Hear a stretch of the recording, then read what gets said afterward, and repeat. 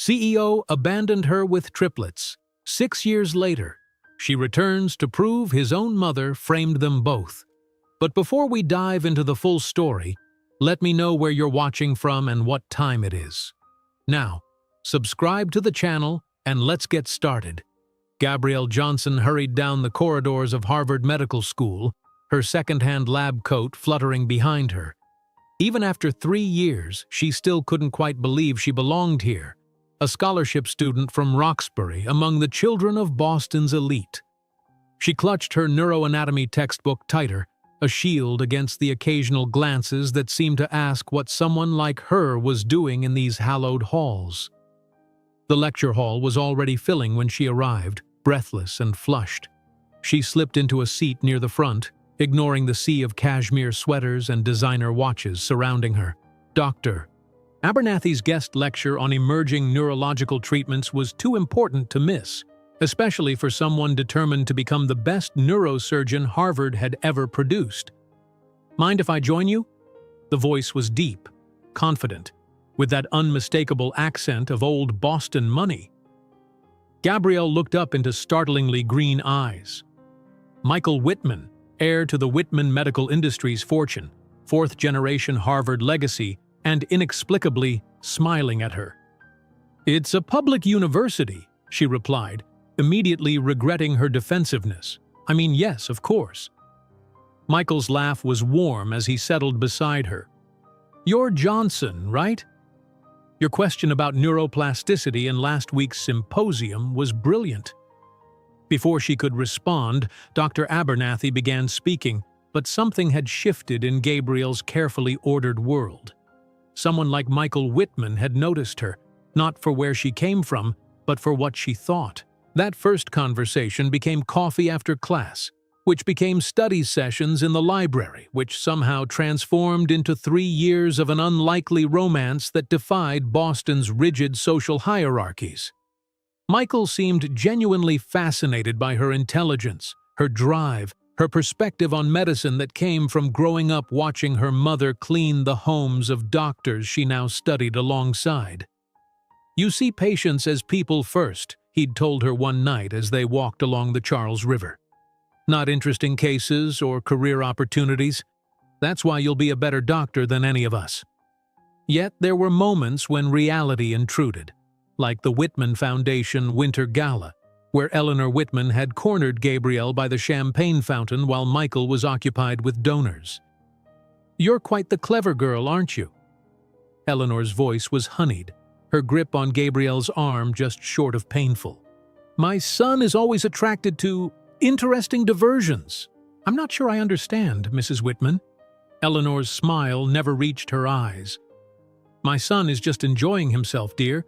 Don't confuse attention with commitment. People like us eventually marry people like us." Now, 3 years later, Gabrielle stood in her tiny bathroom staring at the pregnancy test in her trembling hands. 3 tests, 3 positive results. At 25, in her 3rd year of medical school, pregnant by the heir to one of Boston's most powerful families. The ultrasound a week later brought news that made her knees buckle. 3 distinct heartbeats, the technician said, pointing to the screen. "Congratulations, Ms. Johnson. You're carrying triplets." Michael's initial reaction gave her hope. He'd seemed shocked but pleased, holding her close and whispering, "We'll figure this out together." But then came the dinner with his mother, a dinner Gabrielle wasn't invited to. He returned changed, distant, his green eyes clouded with something she couldn't name. The summons to his Beacon Hill apartment came via text on a bitter January night. Snow fell in thick flakes outside the floor-to-ceiling windows of his penthouse, the Charles River a black ribbon below. Once, this place had felt like a sanctuary. Tonight, it felt like a beautifully appointed trap. "You really thought this would last forever?" Michael's voice was cold as the wind howling outside. He tossed several photographs onto the glass coffee table between them. Gabrielle stared in confusion at images of herself with a man, pictures showing what appeared to be intimate moments. "Paul? My cousin from Montreal?" "Michael, these are doctored." We were having lunch, catching up. I haven't seen him since high school. Convenient, isn't it? The scholarship girl from Roxbury getting pregnant with not just one Whitman heir, but 3. My mother always said you were calculating. Gabrielle's hand went protectively to her still flat stomach. Michael, this is insane. I'm carrying your children, for God's sake. Triplets, he said flatly. How perfect for your little scheme. Scheme? Michael, I love you. We've been together for 3 years. His laugh was nothing like the warm sound she'd grown to love. You never belonged in this world, Gabriel, a Roxbury girl playing at belonging in Boston society. You're common, predictable, and certainly not the kind of woman who can continue the Whitman legacy. Each word struck her like a physical blow. Michael opened a drawer and withdrew a checkbook. The scratch of his pen was deafening in the silence as he wrote with precise, deliberate strokes. $200,000, he said, sliding the check across the table. Use it for the children, get an abortion, move to another state, I don't care. Just disappear from my life. I don't want your money, Gabrielle whispered, her voice barely audible. Everyone has their price, Gabrielle, especially people who come from where you come from. When he tossed the check toward her, something died inside Gabrielle. She stood on shaking legs, leaving the check untouched on the table. Walking out into the snow-covered Commonwealth Avenue, tears froze on her cheeks as she realized she had nowhere to go. The subsidized student housing wouldn't accommodate children. Her mother's one-bedroom apartment barely fit the 2 of them. That night, curled on her friend Lucia's second-hand sofa, Gabrielle made a silent promise to the tiny lives growing inside her. We'll make it, she whispered, hand pressed to her abdomen. I'll finish medical school. I'll become a neurosurgeon. And I'll make sure you never need to depend on anyone but me. Lucia, a nursing student who had warned her about the Whitmans from the beginning, brought her tea and a blanket. What will you do now? Gabrielle's eyes hardened with determination through her tears. I'll study harder. Work more. Build something so significant that one day, when he sees what he threw away, it will be too late. As she drifted into an exhausted sleep that night, Gabrielle Johnson couldn't possibly imagine that 15 years later, she would be commanding a billion-dollar health empire, and the man who had discarded her would be begging to know the daughters he had rejected. The eviction notice arrived exactly 1 week after Gabrielle walked out of Michael's apartment. The paper trembled in her hands as she read the university's official letterhead. Irregularities in your scholarship status have been reported anonymously. Until this matter is resolved, you must vacate university housing within 48 hours. She knew immediately who was behind it. The Whitmans were making sure she understood her place. Gabrielle called her mother from the payphone outside her dormitory, unable to speak through her tears at first. Baby girl, what's wrong? Diane Johnson's voice carried the weight of a woman who had faced hardship her entire life and still stood tall. I need to come home, Gabrielle finally managed. Just for a while.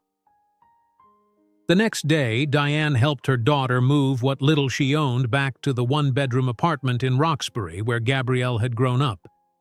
The living room now contained only a worn sofa that would become Gabrielle's bed, a small TV balanced on milk crates, and the framed certificate of Gabrielle's high school valedictorian achievement, Diane's most treasured possession. It pulls out, Diane said, patting the sofa. Not comfortable, but it'll do until we figure something out. That night, lying on the lumpy pull-out bed, Gabrielle stared at the water stains on the ceiling. Just last week, she'd been falling asleep on 1,000-thread-count sheets in Michael's penthouse, the Boston skyline glittering through floor-to-ceiling windows. Now she could hear the neighbor's television through paper-thin walls and smell the lingering scent of bleach on her mother's hands from a day of cleaning other people's homes. This is temporary, she whispered to her still flat stomach. I promise.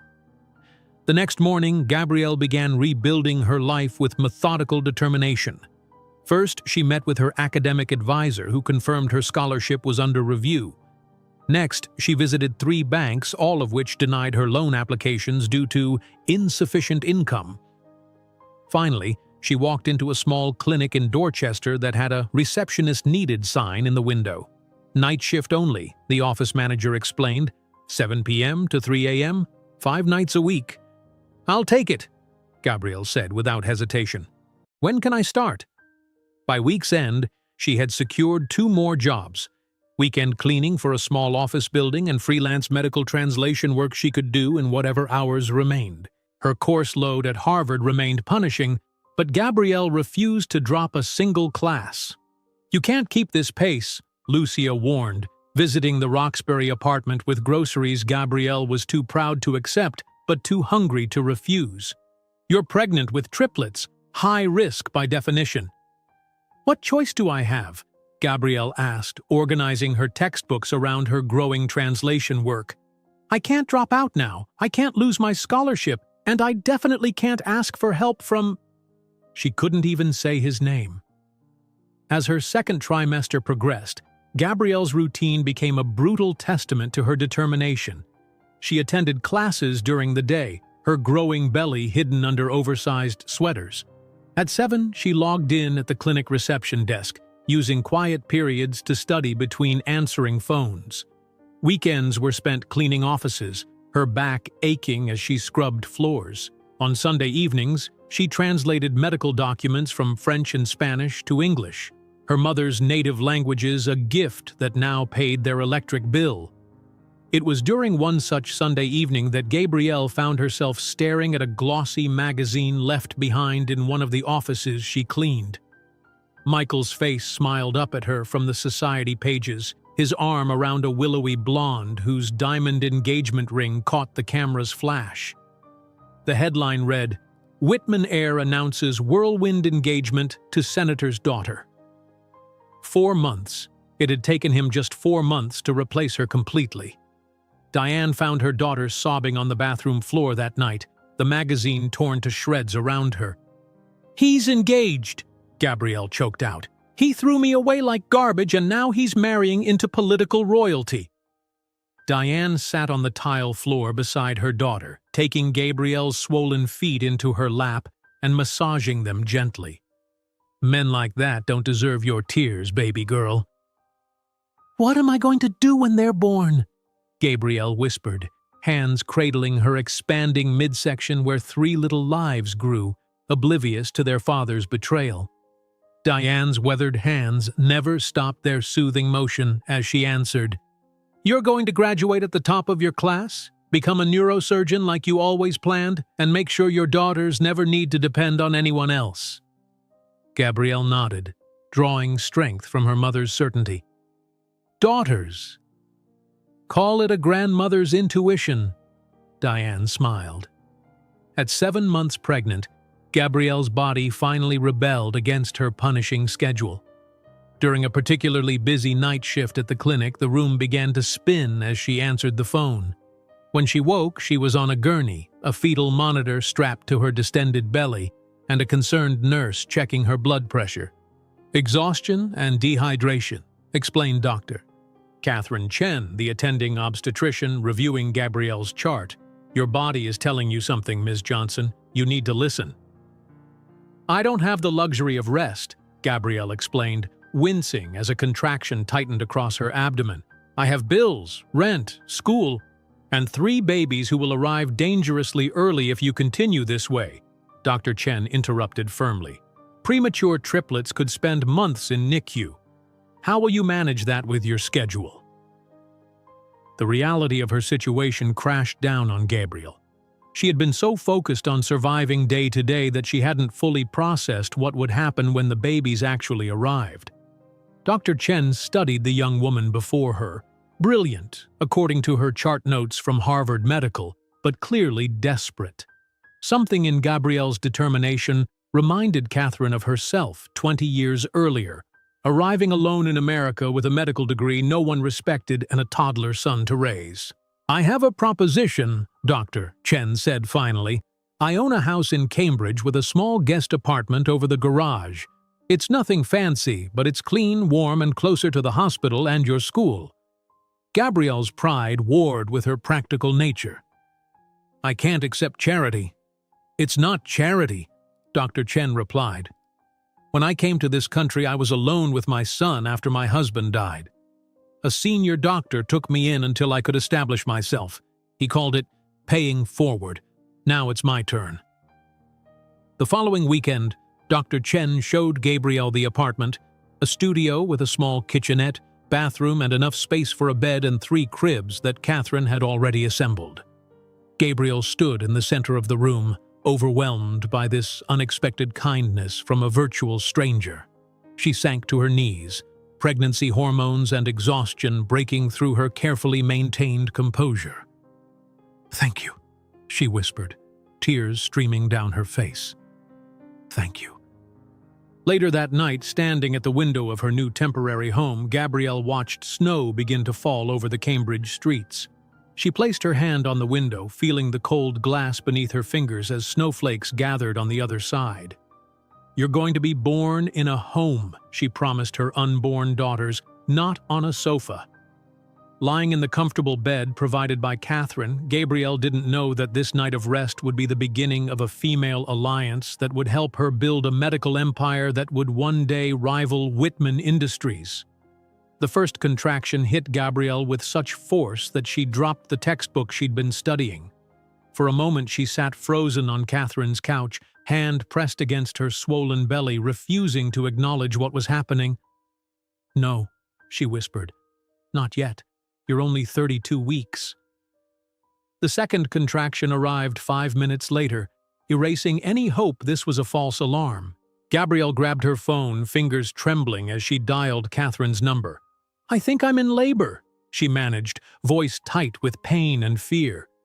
Within 20 minutes, Gabrielle was being wheeled into Massachusetts General Hospital, Catherine striding alongside her, issuing rapid instructions to the medical team. "Triplets, 32 weeks, contractions 4 minutes apart, get neonatal on standby." In the delivery room, monitors beeped steadily, each screen showing a different tiny heartbeat. Gabrielle gripped the railings of the bed as another contraction tore through her. "My babies," she gasped between breaths. "They're too small." Catherine squeezed her hand. "Listen to me, Gabrielle. You're in the best hospital in Boston with the best NICU team. But I need you to fight now, and I need those little girls to fight too." Gabrielle nodded, determination replacing fear. "You hear that?" she said to her belly. "You need to fight, my small warriors."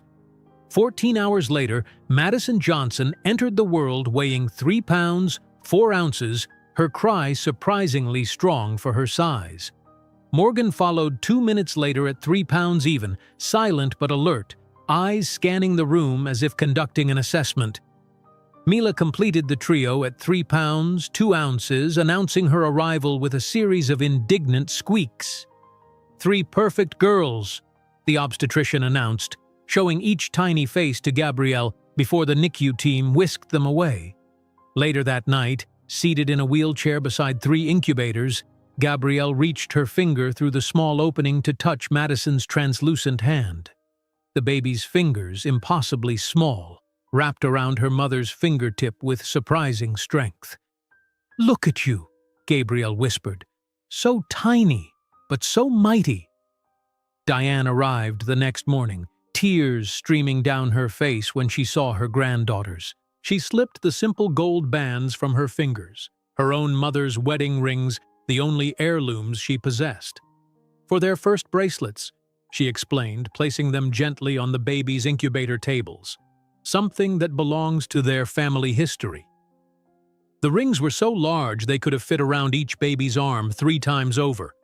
The next 6 weeks established a rhythm of exhaustion that made Gabrielle's previous schedule seem leisurely. She would wake at 4, pump breast milk, and study until 6. By 7, she was at the NICU, spending precious minutes with each daughter before rushing to classes. Between lectures, she would find empty bathrooms to pump again, hiding in stalls to avoid the pitying looks of classmates who'd heard about the scholarship girls' triplets.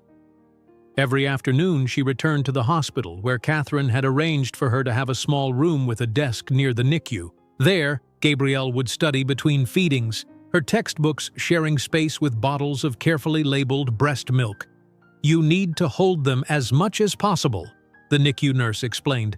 "Skin-to-skin contact improves their outcomes." And so, Gabrielle learned to read with one hand while holding a tiny baby against her chest with the other, sometimes reciting neuroanatomy terms as lullabies when nothing else would soothe them. One evening, as she sat with Morgan nestled against her chest, a commotion outside the NICU caught her attention.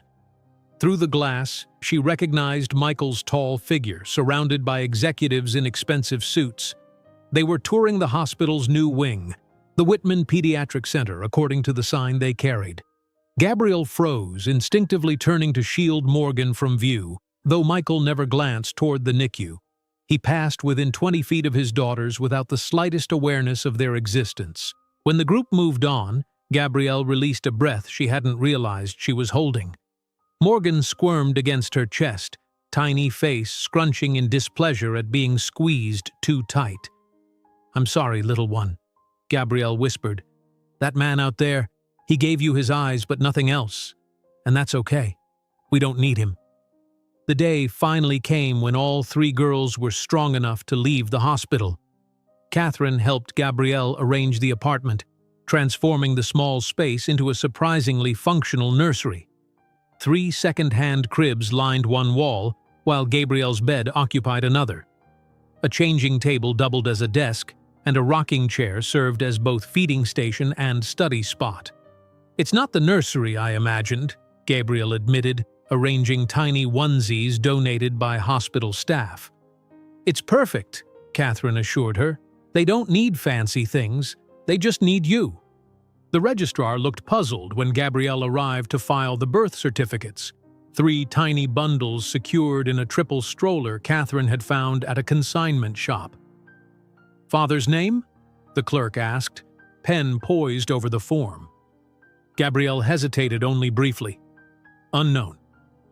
That evening, lying in bed with all 3 babies nestled beside her, against hospital recommendations but the only way any of them seemed to sleep, Gabrielle whispered to each one in turn.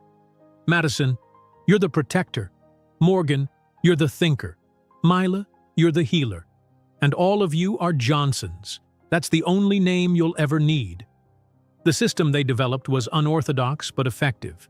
Catherine cared for the triplets during Gabrielle's classes, Diane came on weekends, and Lucia stopped by between nursing shifts.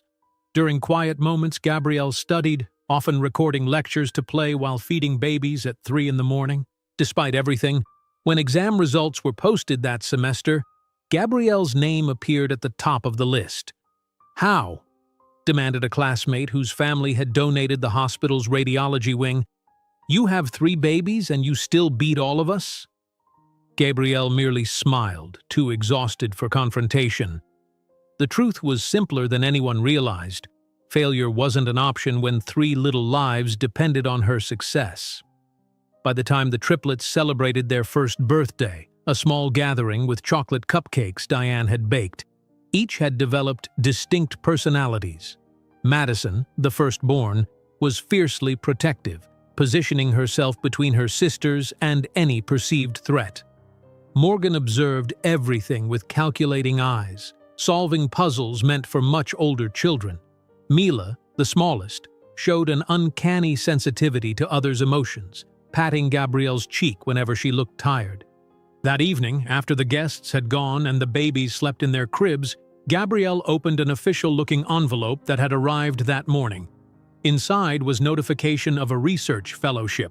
Her application had been accepted, with a stipend substantial enough to rent a small apartment.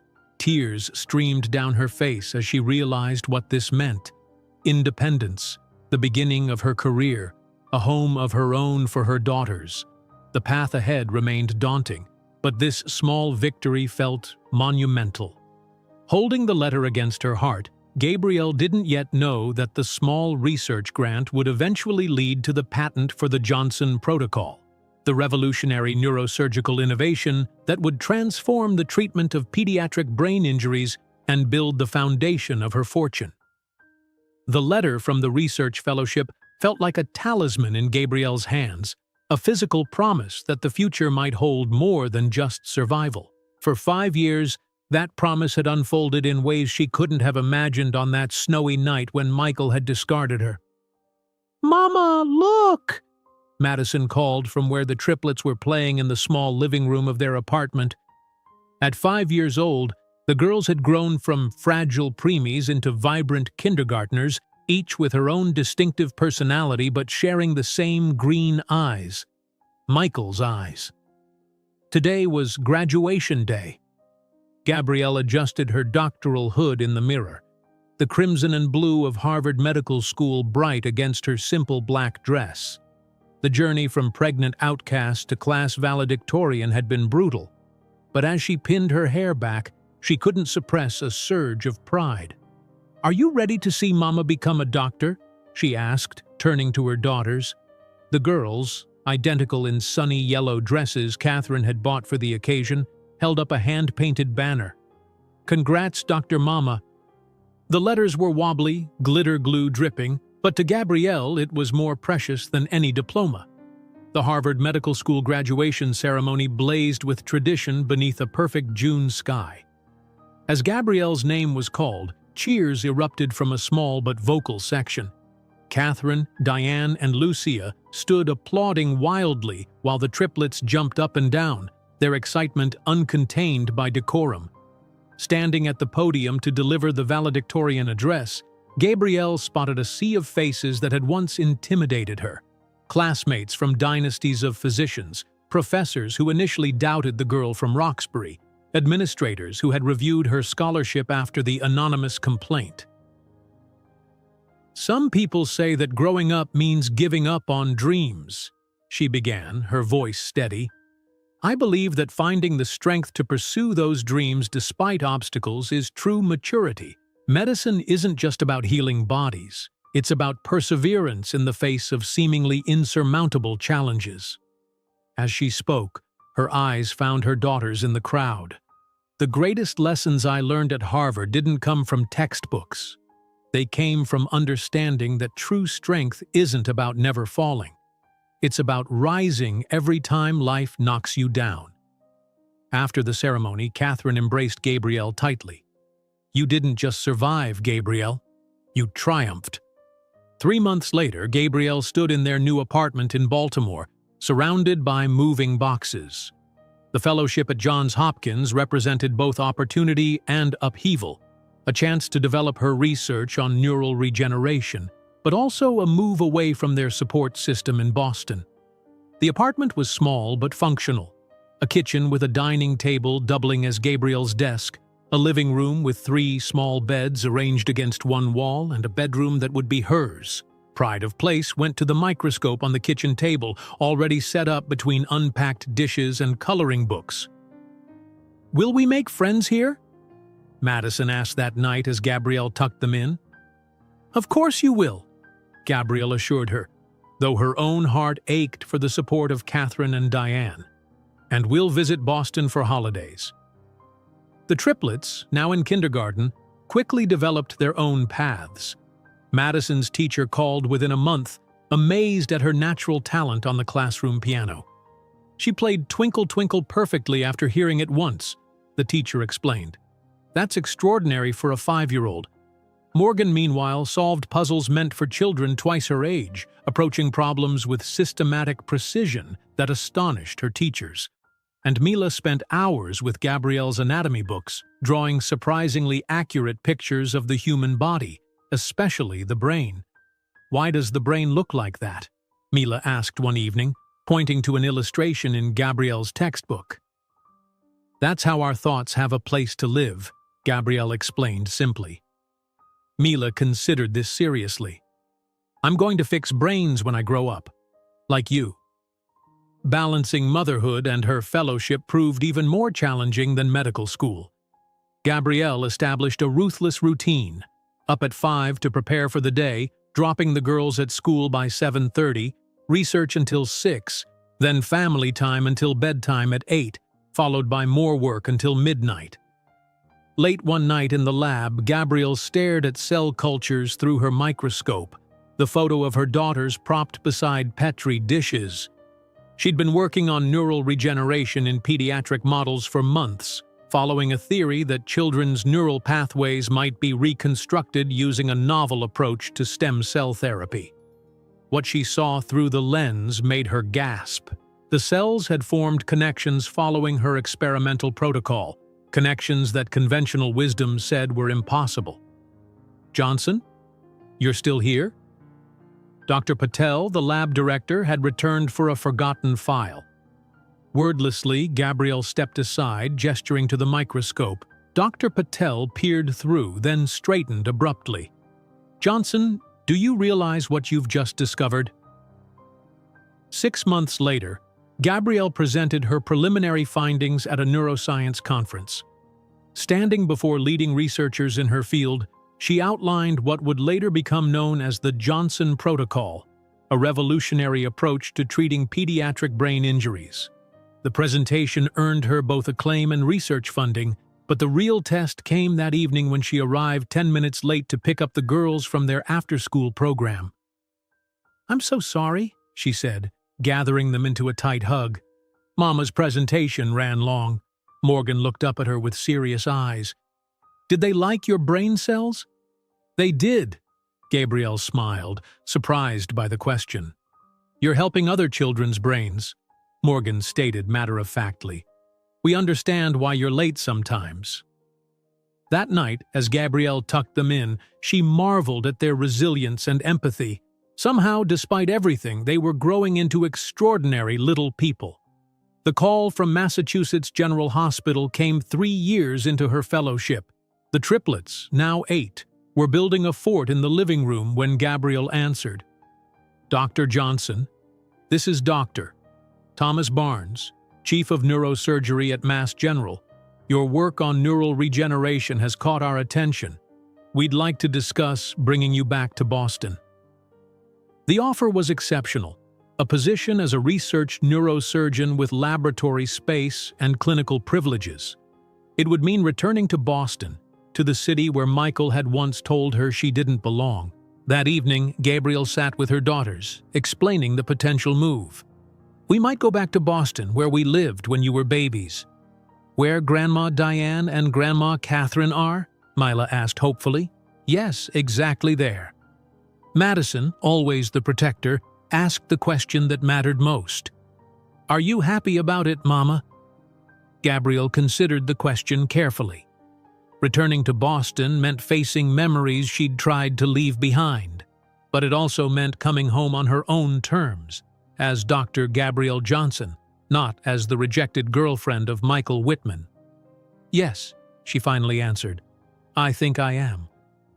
As the girls celebrated the prospect of being closer to Grandma Catherine, Gabrielle didn't realize that her return to Boston would put her on a collision course with the Whitman medical empire, which now depended on technologies her protocol was about to render obsolete. Boston welcomed Gabrielle and the triplets back with a snowfall that coated the city in pristine white, as if suggesting they could begin again on a clean slate. Their new apartment, modest but spacious compared to Baltimore, overlooked Jamaica Pond. At 8 years old, the girls immediately claimed the bedroom with 3 windows, arranging their distinct personalities in the shared space. Madison's violin case beside her bed, Morgan's bookshelves overflowing with advanced mathematics texts, and Mila's corner filled with anatomical drawings that grew increasingly sophisticated. "It feels different coming back as Dr. Johnson," Gabrielle confided to Catherine over coffee in the hospital cafeteria during her first week. "Like I'm returning to claim something that was always mine." Catherine squeezed her hand. "You've earned every bit of this. Now show them what the girl from Roxbury can really do." Gabrielle's lab at Massachusetts General Hospital became her second home as she refined the neural regeneration protocol she'd developed at Johns Hopkins. The approach was revolutionary, using modified stem cells to create neural pathways where traditional medicine said healing was impossible. 3 months into her return, she encountered the case that would change everything. "Her name is Lily Reynolds," the resident explained, handing Gabrielle the scan. 6 years old, catastrophic brain injury from a car accident 3 weeks ago. parents were told to consider hospice care. Gabrielle studied the images, her heart sinking at the extensive damage. But something in the pattern of injury sparked a theory. The damage is severe but concentrated. My protocol might work here, if we modify the approach. Dr. Johnson, with all due respect, the neurosurgery chief interjected, no one has attempted this procedure on injuries this extensive. The risk is she dies either way, Gabrielle interrupted quietly. But with my approach, she might live. Meeting Lily's parents, a young couple hollow-eyed with grief, Gabrielle explained the experimental procedure with careful honesty. I can't promise miracles, but I believe there's a chance. Everyone else has given up, Lily's mother said, clutching her husband's hand. We'll try anything. The surgery lasted 14 hours. Twice, the monitors faltered, sending alarms through the operating room. Each time, Gabrielle adjusted her approach with steady hands that belied her racing heart. Come on, Lily, she whispered as she completed the final stem cell injection. Show them what's possible. 3 days later, Lily opened her eyes. A week after that, she spoke her first word since the accident, Mommy. By month's end, she was taking tentative steps with a walker. The medical community exploded with the news. Miracle in Boston. Neurosurgeon defies medical impossibility, ran the headline in the New England Journal of Medicine. Overnight, the Johnson Protocol became the most discussed medical innovation of the decade. Gabrielle's phone rang constantly. Hospital directors, research foundations, pharmaceutical companies, all wanting exclusive rights to her technique. Whitman Medical Industries is offering $20 million for exclusive licensing, her new lawyer informed her. They're quite persistent. Gabrielle felt a cold shiver at the name. Decline all exclusive offers. This protocol doesn't belong to any single corporation. Catherine found her late one night in the lab, surrounded by licensing proposals. You look overwhelmed, she observed, setting down 2 cups of tea. Everyone wants to own this. Gabrielle sighed. But all I can think about is how many Lilies are out there, waiting for treatment their families can't afford. Catherine studied her protégé thoughtfully. You know, you could create your own foundation instead of licensing to corporations. Set your own terms for how this technology is used and who can access it. The idea took root immediately. Within weeks, Gabrielle met with Sophie Zhang, a tech entrepreneur whose child had survived cancer after experimental treatment. I'm not interested in just another medical company, Gabrielle explained, spreading diagrams across Sophie's conference table. I want to create something that makes cutting-edge care accessible to everyone regardless of their ability to pay. Sophie's eyes lit up. Not just profits, but revolution. I'm in. Let's talk numbers. The Johnson Foundation for Children's Healthcare was born 6 months later, with a revolutionary dual model, developing affordable medical technologies while providing free treatment to children whose families couldn't pay. The first clinic opened in Roxbury, in the neighborhood where Gabrielle had grown up.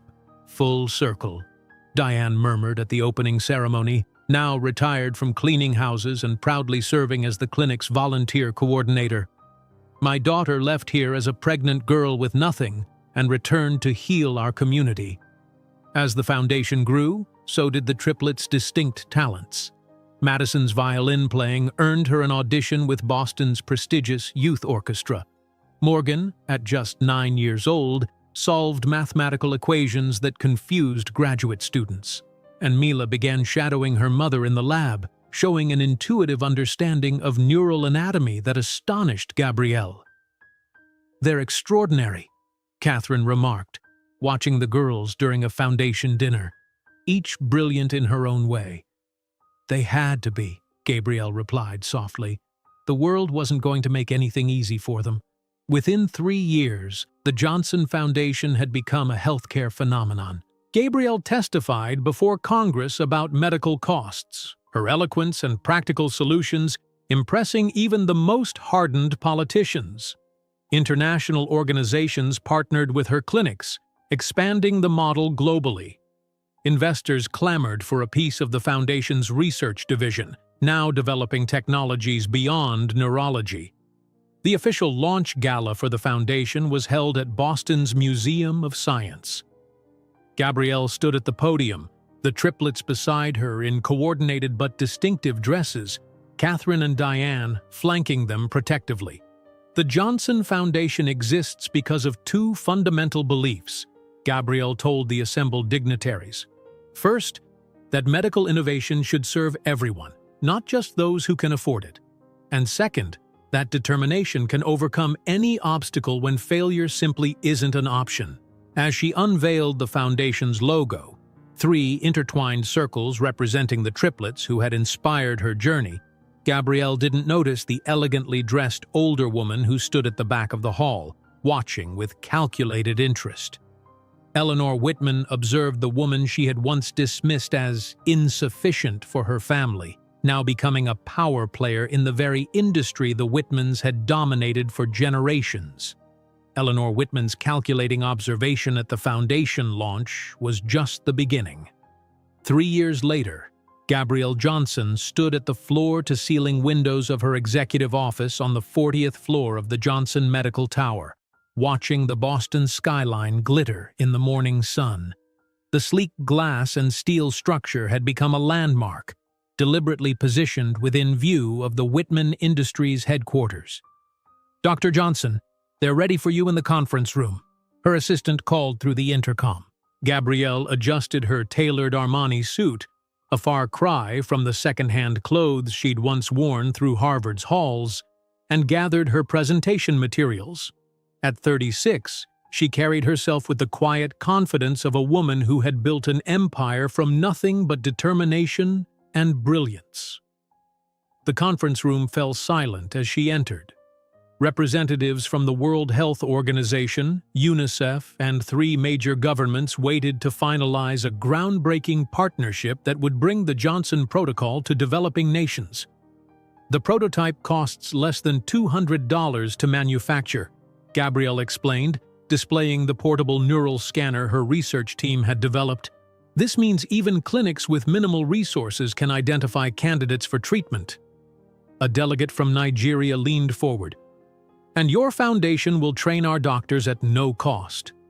Absolutely. Knowledge shouldn't be held hostage behind paywalls.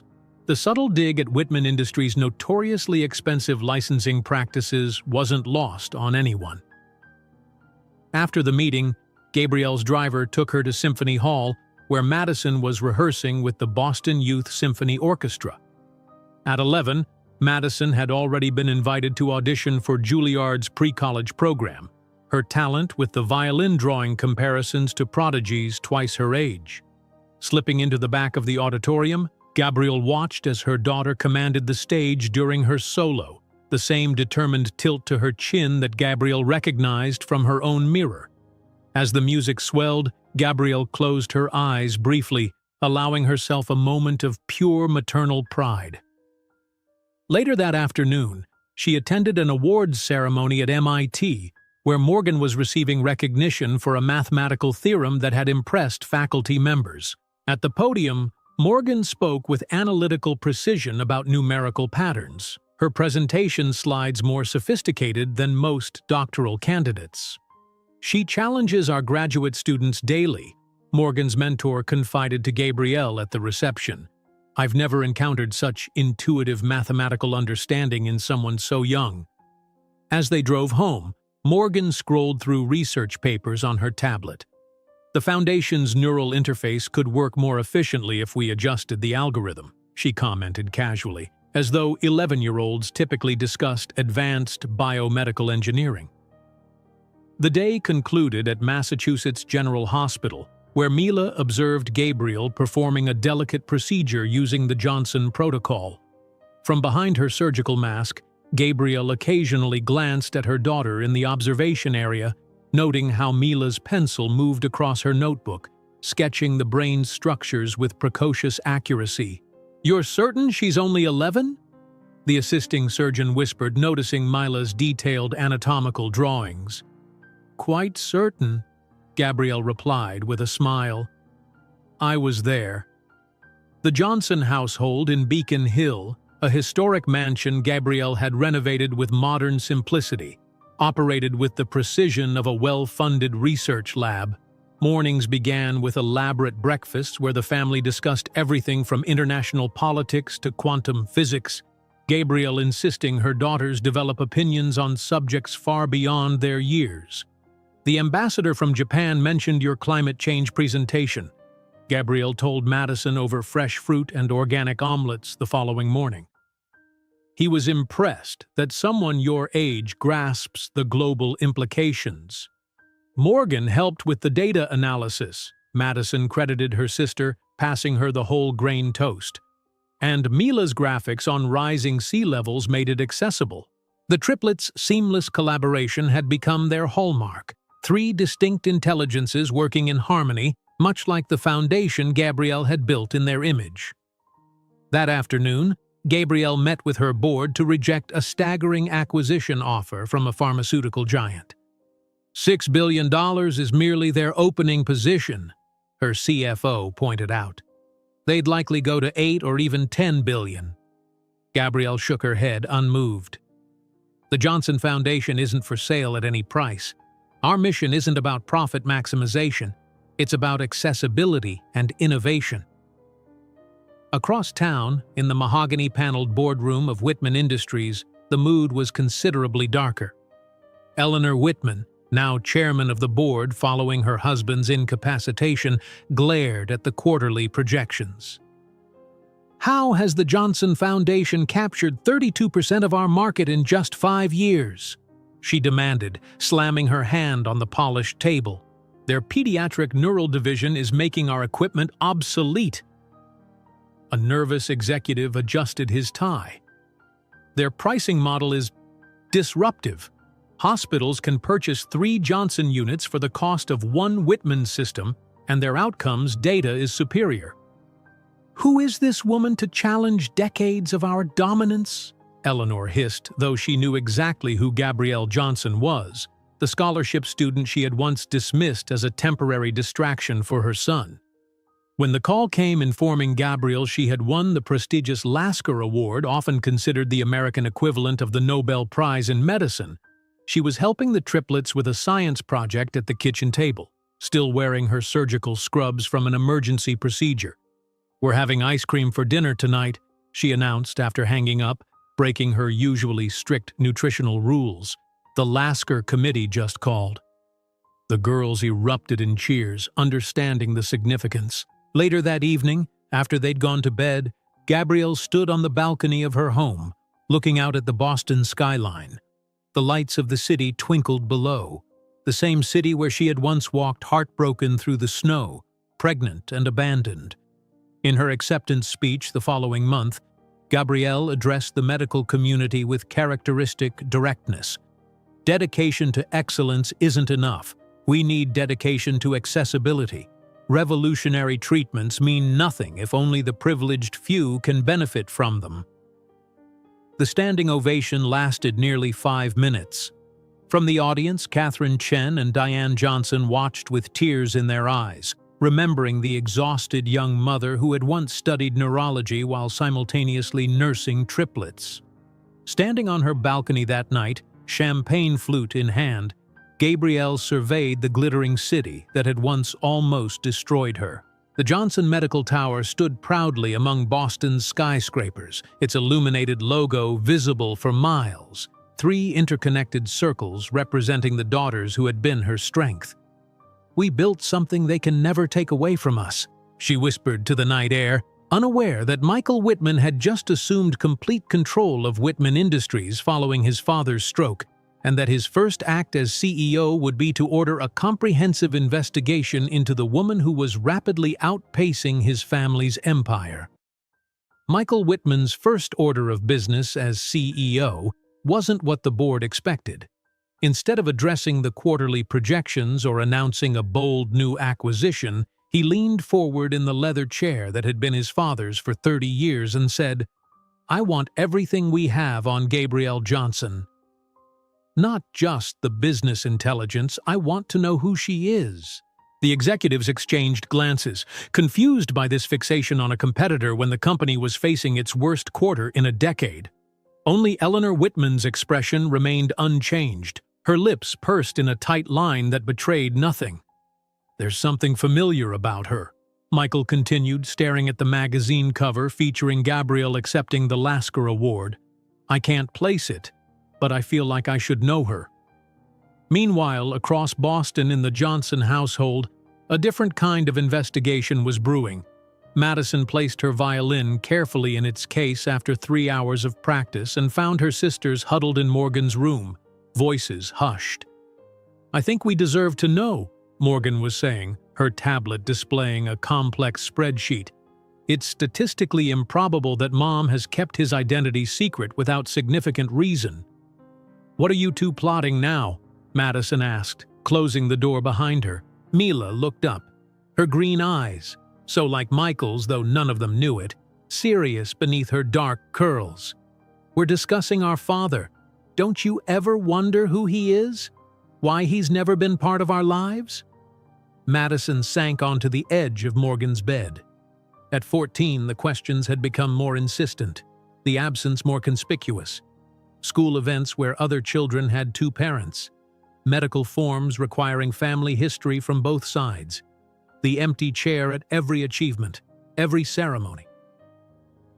"Mom always says he chose not to be involved before we were even born," Madison reminded them. "But why?" Morgan pressed. "That's what doesn't compute. I've been analyzing our genetic markers from that home DNA test kit." "You did what?" Madison interrupted. "For science," Morgan shrugged unapologetically. "And I found genetic traits that don't align with Mom's lineage. Whoever our father is, he has some distinctive genetic markers, particularly for eye color and certain cognitive predispositions." Later that evening, over the family dinner that Gabrielle insisted upon no matter how busy her schedule, Madison broached the subject carefully. "Mom, we're 14 now. Don't you think we have a right to know more about our father?" Gabrielle's fork paused halfway to her mouth. She'd known this day would come, had prepared for it, but the reality still caught her off guard. "What would you like to know?" "His name, for starters," Morgan said bluntly. Gabrielle set down her fork, choosing her words carefully. "He was someone I met at Harvard. When I told him I was pregnant, he made it very clear he wanted no part of our lives." "But why keep his identity secret?" Mila asked, her natural empathy making her tone gentle where her sisters had been demanding. "To protect you," Gabrielle answered honestly. "He rejected you before you were born. I didn't want you carrying that specific pain." "Did you love him?" Mila's question hung in the air, piercing Gabrielle's carefully constructed defenses. Before she could answer, her phone rang, Catherine Chen calling about an emergency surgery. The conversation shifted, the moment passed, but the question lingered, unanswered. In Morgan's room that night, the investigation continued. Her makeshift laboratory, a gift from Gabrielle who understood her daughter's scientific curiosity, had become command central for what the triplets now called Operation Paternity. "Look at these markers," Morgan pointed to her computer screen where genetic data scrolled. "These indicate a high probability of Northern European ancestry, likely with genetic factors for height, green eyes, and certain artistic predispositions." "Like my musical ability," Madison mused. "Exactly. Mom's side has some musical talent, but nothing like your level. These genetic markers suggest someone with significant artistic genetics." The next day, while Gabrielle performed a delicate surgery, Morgan stealthily collected a sample from her mother's hairbrush, adding it to her database. The analysis confirmed what she suspected. Certain genetic traits present in the triplets were completely absent from their mother's DNA. Meanwhile, at Whitman Industries, Michael's investigation yielded its first results. Dr. Johnson was a Harvard Medical School scholarship student same years you attended, reported the private investigator he'd hired. Graduated top of her class despite having triplet daughters during her 3rd year. Father not identified in any records. Michael frowned, a vague discomfort stirring in his memory. Who delivered her children? The investigator flipped through his notes. Dr. Catherine Chen at Massachusetts General. Catherine Chen, Eleanor interjected from the doorway where she had been silently listening. She's been a thorn in our side for years, currently sits on the Johnson Foundation's board. Michael's expression shifted as connections began forming. Catherine Chen was the head of obstetrics when I was doing my hospital rotations. Later that week, the triplets' investigation took them to the Boston Public Library, ostensibly researching a school project on entrepreneurship. Morgan systematically combed through business periodicals from 15 years earlier, looking for any mention of notable Harvard students. Found something, she whispered, sliding a glossy magazine across the table to her sisters.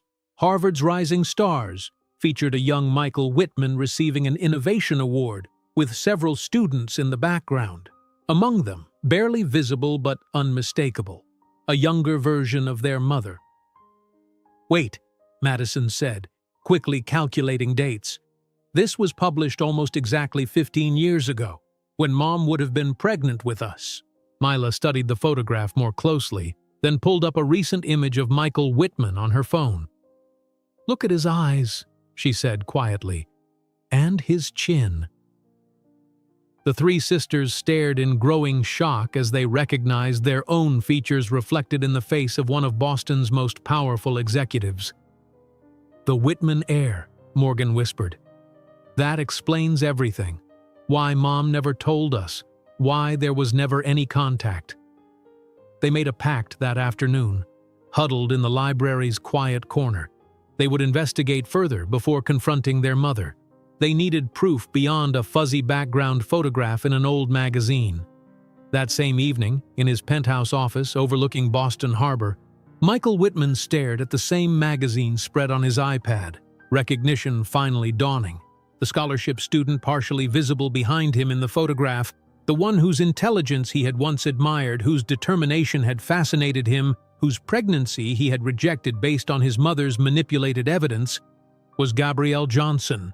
And if the dates aligned as he now suspected, the three brilliant young girls frequently photographed with the renowned neurosurgeon, the violinist, the mathematician, and the medical prodigy were his daughters.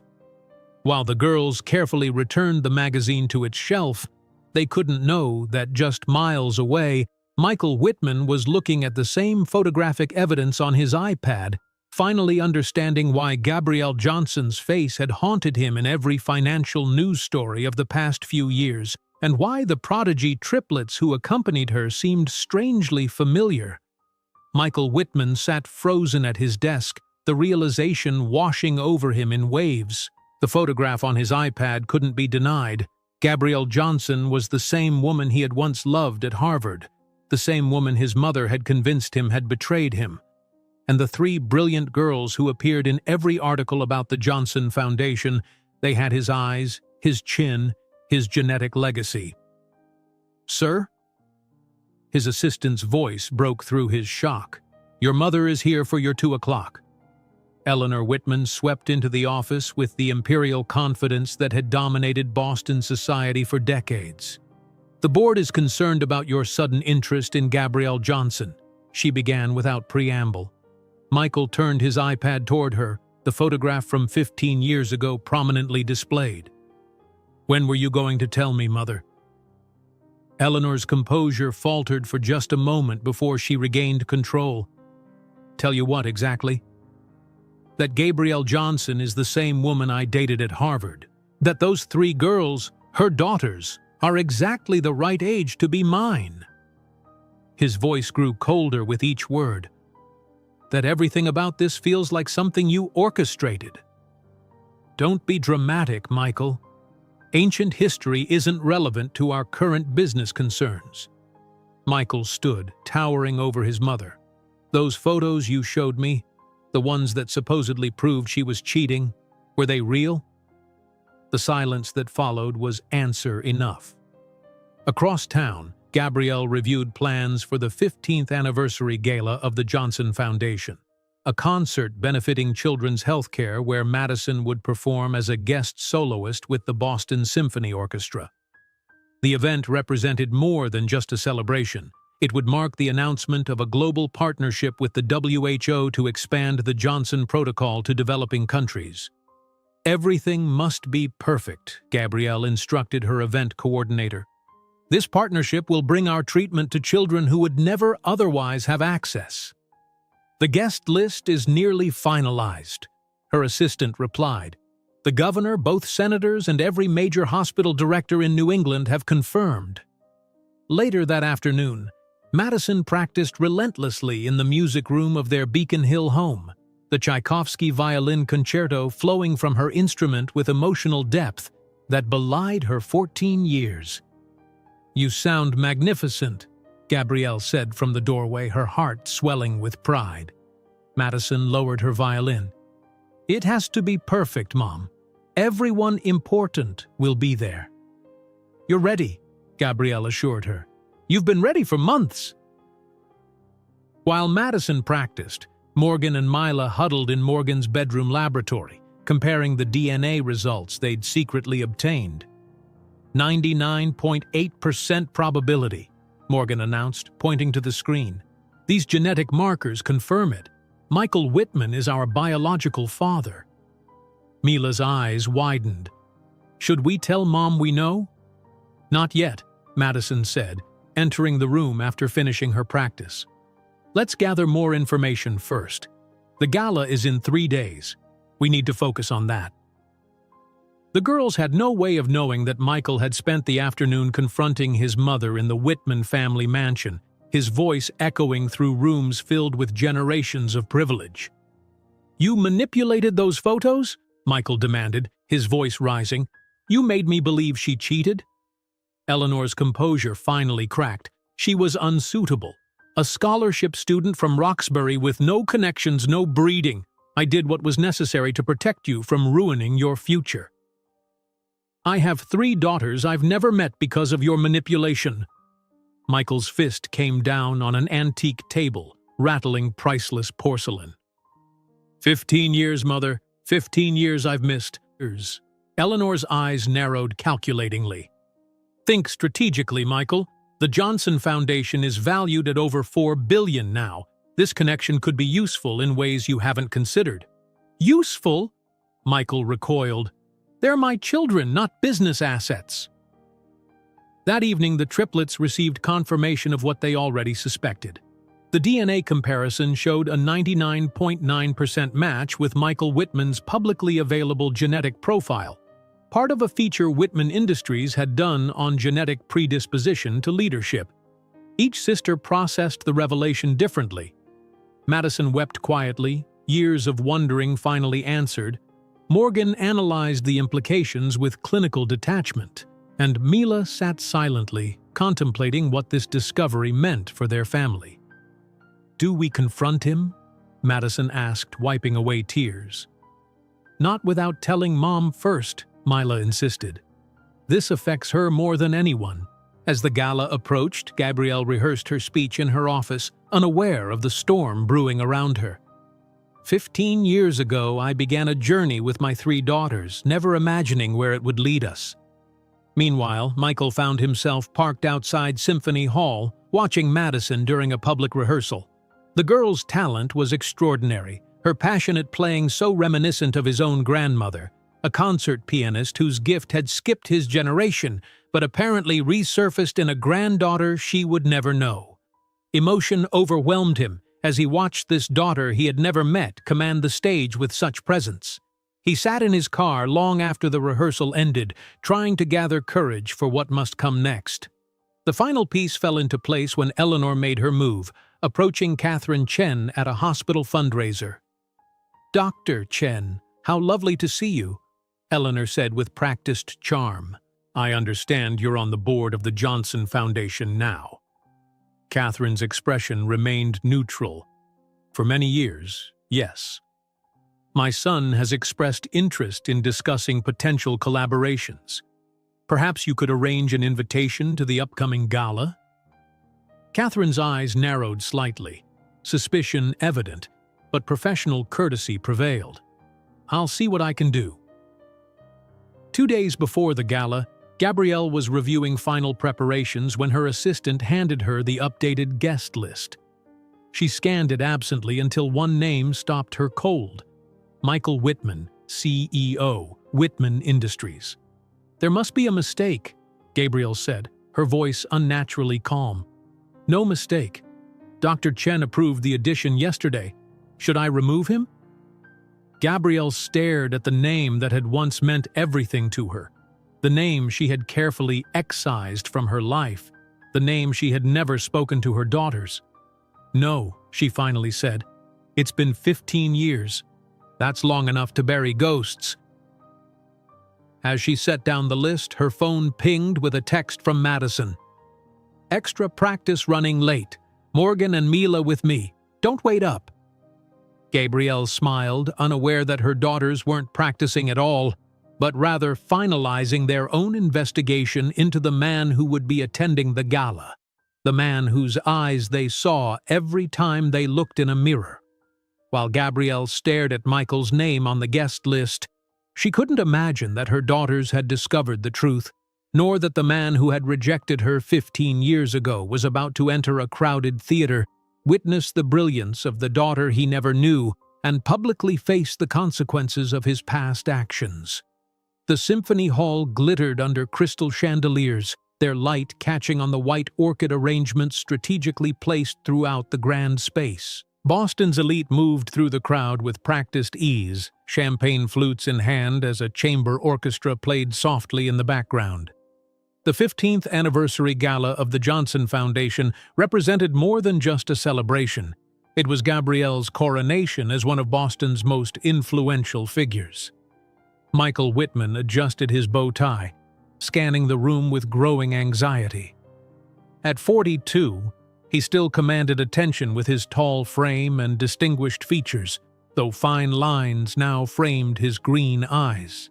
As CEO of Whitman Industries, he had doubled the family company's value and expanded into 47 countries. Yet tonight, none of that mattered. "Remember why we're here, Michael," Eleanor Whitman murmured beside him, elegant in midnight blue despite her 68 years. Catherine Chen indicated the foundation might be open to discussing acquisition of their biotechnology division. Michael nodded absently, his attention caught by a program for the evening's performance. The young violinist on the cover looked hauntingly familiar, her features stirring something deep in his memory. A sudden hush fell over the room. Michael turned toward the entrance and felt the world stop turning. Gabrielle Johnson entered the hall like a force of nature, her petrol blue gown accentuating the confident grace she carried herself with now. Her once wild black curls had been transformed into a sophisticated frame for her face, which had matured from pretty to striking. But it wasn't her physical transformation that stole Michael's breath. It was the aura of undeniable power that surrounded her. Then his gaze fell to the 3 teenage girls accompanying her, and his heart nearly stopped. 3 pairs of green eyes, identical to his own. 3 faces that combined Gabrielle's features with his in a genetic harmony impossible to deny. "Michael?" Eleanor's voice sounded distant as she followed his gaze. "What's happening?" The answer came from the master of ceremonies. "Ladies and gentlemen, please welcome Dr. Gabrielle Johnson, founder and CEO of the Johnson Foundation for Children's Healthcare, accompanied by her daughters. Madison Johnson, our guest soloist for tonight, Morgan Johnson, recently recognized by MIT for her contributions to quantum mathematics, and Mila Johnson, the youngest research associate in the Foundation's history." Michael clutched a nearby table for support. 15 years, 3 daughters, an empire built while he'd been completely ignorant of their existence. Gabrielle spotted him immediately. Her eyes had always known how to find him in any crowd. For one fleeting moment, shock registered on her face before being replaced by unshakable composure. With a slight nod to her daughters, she continued greeting important guests as if nothing were amiss. "Did you know?" Michael whispered to his mother, anger rising like a tidal wave. "Did you know about them?" Eleanor didn't answer, but her tightened expression revealed everything. Madison made her way to the stage, positioning herself with her violin. When her fingers glided across the instrument, producing the first notes of Tchaikovsky's violin concerto, the hall fell into reverent silence. She played with a maturity that belied her 14 years, each note infused with emotion that seemed to reach into Michael's chest and squeeze. He watched, hypnotized. This girl, his daughter, played as if she'd been born for this moment. When the piece concluded, the hall erupted in thunderous applause. Gabrielle smiled with evident pride while the other two triplets embraced their sister. During the intermission that followed, Michael attempted to approach Gabrielle 3 times, only to be intercepted by discreet security personnel. On his 4th attempt, he found himself face to face with Morgan instead. "Can I help you, Mr. Whitman?" she asked, her analytical gaze assessing him with unsettling precision. You know who I am," Michael stammered. "Obviously. Your face appears in Forbes regularly, and Whitman Industries competes with my mother's foundation's biotechnology division." Morgan tilted her head slightly. "Though I suspect your interest in me isn't professional, considering how you've been observing my family all evening." Before Michael could respond, Gabrielle materialized beside her daughter. "Morgan, darling, the governor is asking about your work in quantum cryptography. Would you mind speaking with him for a moment?" When Morgan walked away, Gabrielle faced Michael directly for the first time in 15 years. "Not here. Not now," she said quietly. "My daughters don't know who you are, and this is Madison's night." "Gabrielle, I didn't know. Please, 5 minutes." "The private library, 3rd floor, 15 minutes," she replied, walking away without waiting for his response. When Michael entered the elegant library, Gabrielle was already waiting, standing by the window. The city lights illuminated her profile, revealing the confident woman who had risen from the ashes of his abandonment. "They're mine," were his first words. "Biologically, yes. In every way that matters, no." Gabrielle turned to face him. "Their names are Johnson. The man listed as father on their birth certificates is unknown by my choice." "Why did you never tell me?" 15 years, Gabriel." Her laugh contained decades of bitterness refined into strength. "Tell you? You accused me of cheating, of getting pregnant for money, threw a check in my face, and told me to disappear from your life. How exactly was I supposed to have told you?" Michael staggered as if physically struck. "My mother, she showed me evidence, photos of you with another man, and you believed her without question, without giving me the benefit of the doubt after 3 years together." Gabrielle crossed her arms. "That other man was my cousin Paul, visiting from Montreal. Your mother paid to have those photos manipulated, just as she paid to have me expelled from the subsidized residency program." The revelation hit Michael like an avalanche. Memories of suspicious conversations with his mother, documents she asked him to sign, her insistence that he move on, everything now made terrible sense. "Our daughters, they're incredible," he said, his voice breaking. "Yes, they are." Madison enters Juilliard next semester.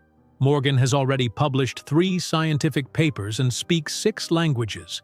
Mila will likely follow my path in medicine. The pride in her voice was palpable. "All without a cent of your money, without your name, without your presence. I want to know them. I have rights." "Rights?" The word cracked like a whip. "Like, you forfeited any rights when you called me a Roxbury girl playing at belonging in Boston society. Remember those words, Michael?" "I do. Every syllable." At that moment, the library door burst open. Eleanor Whitman entered, followed by the 3 triplets. "So it's true," said Eleanor, her voice trembling slightly. "All these years, I have granddaughters." "Mother, get out of here," Michael ordered, but it was too late. Mila, the most observant of the 3, looked from Michael to her own hands, noting the striking similarity. "Mom!" Who is he to us? The silence that followed seemed eternal.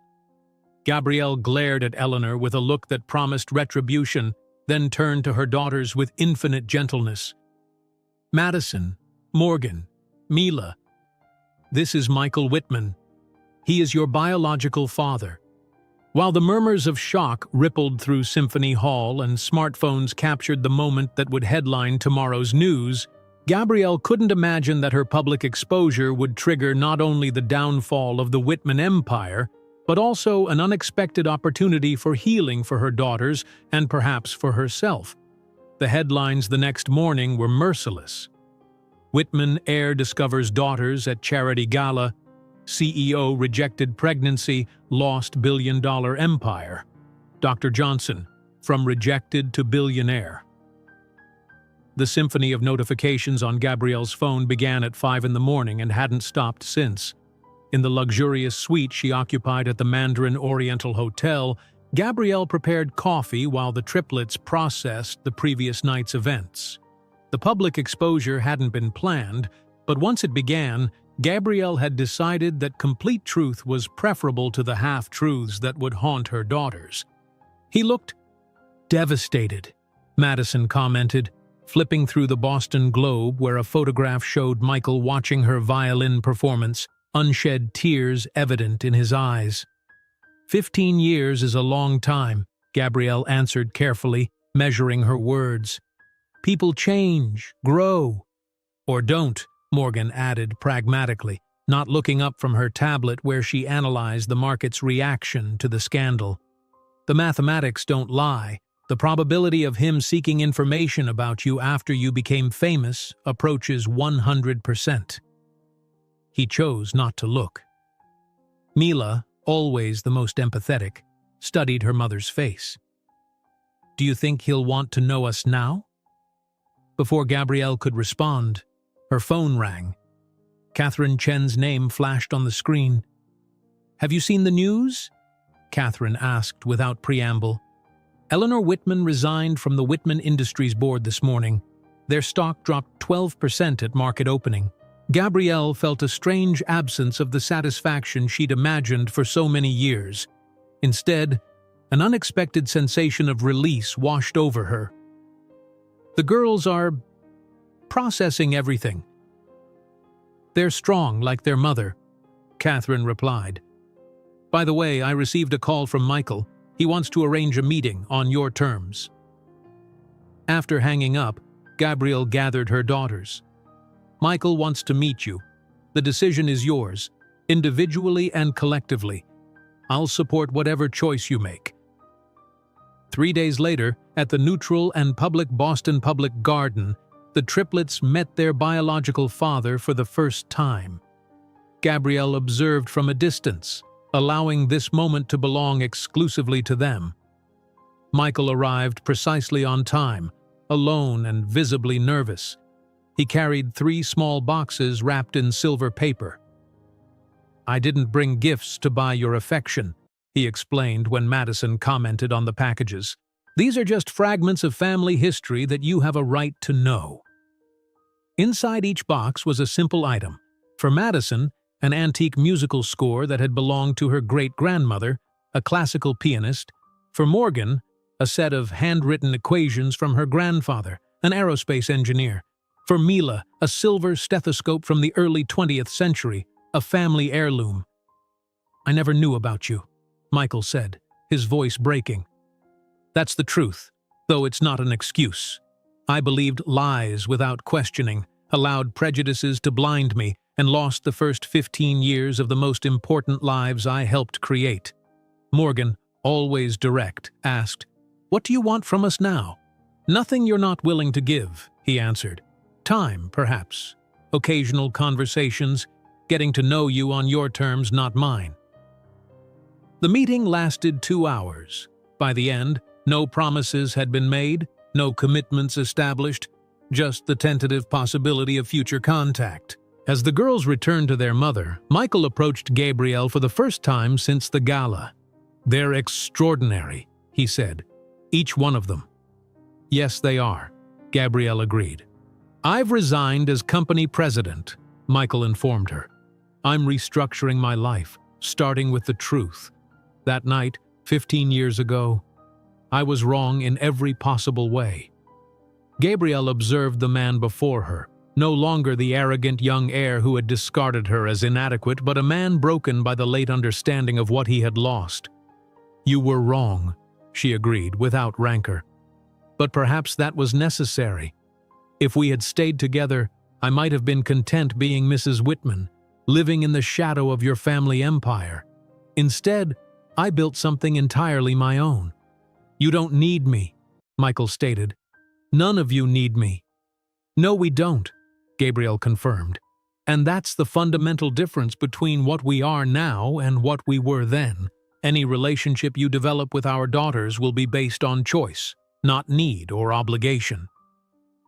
A week later, while supervising the installation of cutting-edge equipment in the new pediatric wing named after her mother, Gabrielle received an envelope. Inside, she found documents transferring 30% of Whitman Industries shares to a trust fund in the triplets' names, with a simple note, not to buy forgiveness, but to return what was always rightfully theirs.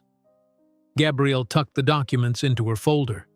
Later, she would discuss with her daughters what to do with this unexpected inheritance.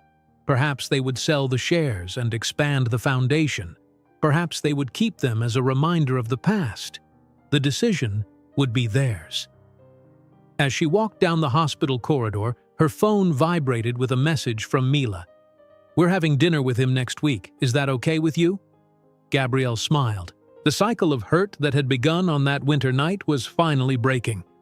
Not through spectacular revenge, but through the simple reality of a woman who refused to be defined by abandonment and instead defined herself by her achievements. That's fine, she responded. It's time to look forward. From her office window, Gabrielle contemplated Boston's skyline. The city that had nearly destroyed her now bowed to her success. Roxbury, Harvard, Massachusetts General, the Johnson Medical Tower. Each location a chapter in the story she had written not with resentment, but with determination. When Madison called to discuss her next recital, Morgan to share a breakthrough in her algorithm, and Mila to ask advice about a surgical technique, Gabrielle felt a profound certainty. True success wasn't the financial empire she had built, nor Michael's public exposure, but the three extraordinary young women who were her greatest legacy. Justice hadn't come through Michael Whitman's destruction, but through the full and complete life Gabrielle had built without him. A life so rich and meaningful that his absence had become, in the end, completely irrelevant. If you enjoyed today's video, I'm sure you'll love the next one. Don't waste time. Just click on the screen.